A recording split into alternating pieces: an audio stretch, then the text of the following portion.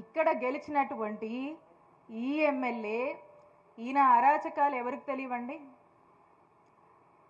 అవినీతికి brand ambassador ఎవరు?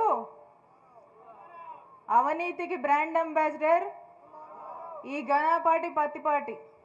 ఈయన మాట్లాడతాడు సంవత్సర కాలంగా నా నామస్మరణ చేస్తూనే కాలం వెళ్ళబుచ్చాడు.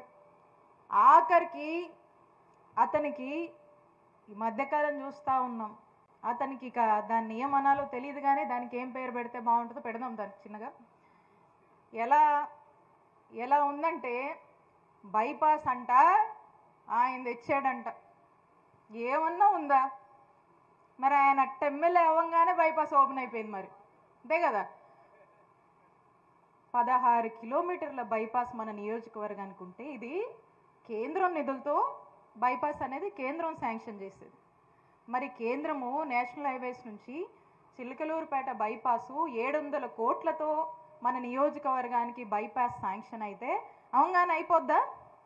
దానికి మీలాంటి రైతుల దగ్గరికి వెళ్ళి పలానా ప్రాజెక్ట్ వస్తుందని చెప్పి మీకు విషయాలు చెప్పి మీకు గిట్టుబాటు ధర మాట్లాడి మీ అందరి అంగీకారంతో అధికారులంతా తిరిగి మరి ఆ డబ్బులన్నీ కూడా ఎవరు ఇవ్వాలి? రాష్ట్ర ప్రభుత్వం. అప్పుడున్న ప్రభుత్వం ఎవరిది? మా జగనన్న ప్రభుత్వం, మన జగనన్న ప్రభుత్వం.